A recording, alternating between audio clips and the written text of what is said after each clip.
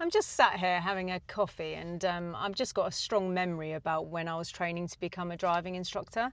And I'm a praiser, so I think that when you're learning to drive, you should be praised, and you should, if you're being praised, then you're going to want to do it again. So that's how I teach. So I praise a lot.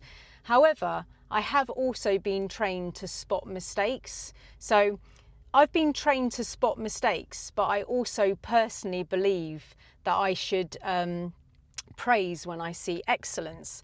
And when I see perfect driving, it gives me goosebumps.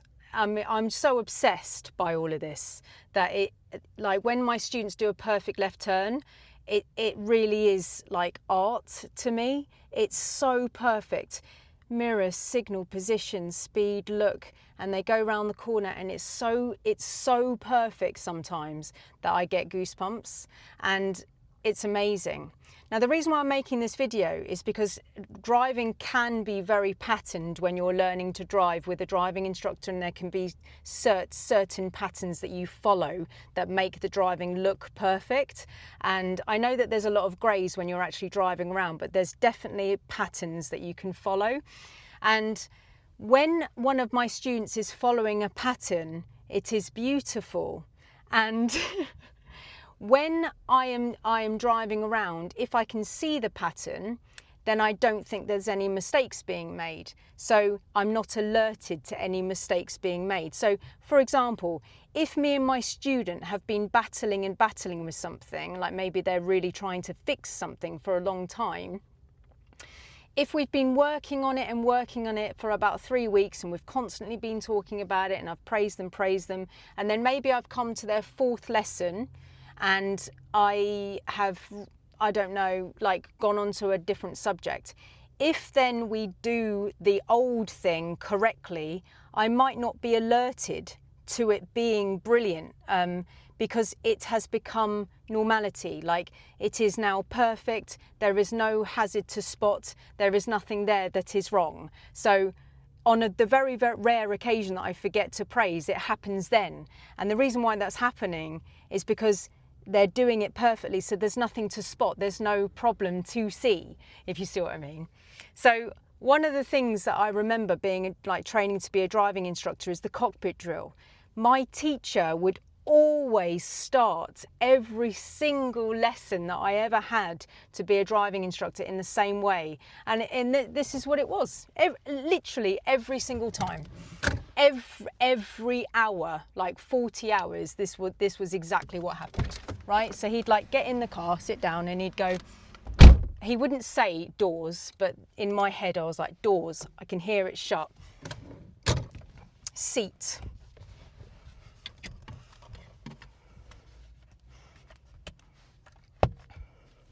Steering. Seatbelt. Mirrors. And at this time, this is the only one that I can't see that is perfection. So I remember being taught, how do you know that you're setting your dill mirrors up correctly? And then I would ask him a question, because that's the one that I can't see, you know, because I can't see what they're seeing. So then they'd be like, I can see all 4 corners of the back windscreen, especially with a good view of the offside, which is the right side, but all 4 corners of the back window.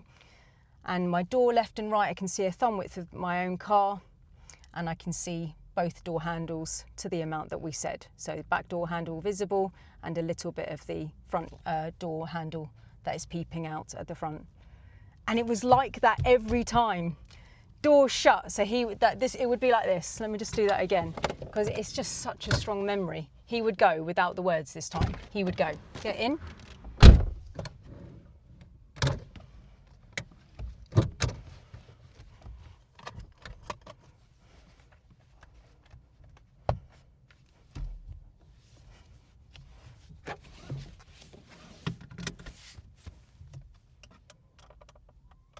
How do you know that your mirrors are being set up correctly? But like this, with the wrists on top of the steering wheel at 12 o'clock and then settling down at 10 to 2. Every time, 40 hours of that. A nice memory. It's a nice memory. God, 23 years ago all of that happened to me. It's just all patterns, recognising mistakes, but also I basically trained myself to like identify brilliance. And I think that in my personal opinion, that's when you can get students to be the elite, because they want to be praised. They want to do the good stuff. They want to hear that, you know, and it's like not just pointing out mistakes all the time. Yeah. But if they're not there, there's nothing to say. So I am a praiser. I'm a big praiser. I give out gold stars, and I love all that. I love praise. But on the odd occasion where I miss a praise, it's just because it's brilliant. It's just brilliant. And I don't see that there's a mistake there. So sometimes, very rarely, but sometimes a student will be like, so was that left turn good? And or was that better? And I'll be like, yes, gosh, it was amazing. Sorry, I didn't say anything. It's just because it was utterly brilliant that I forgot to praise you, because it was utterly, utterly brilliant. I mean, if we're working on it, obviously I would be like, oh yeah, that's so much better and blah, blah, blah. But if there's been some time that's passed and then they do it and I'm like, I've marked it as brilliant, like I've marked it as perfect after the struggles. Yeah, sometimes because there's no issue there, I don't say it, but it is rare. That's rare for me. My students who are watching this, they'll be like, yeah, I know that Ros praises. She dishes out the praise like sweeties, yeah? Or the gold stars come out if I'm feeling really generous. Anyway, yeah, so just thought I'd share that little memory with you, because that was the cockpit drill memory. It's been so long.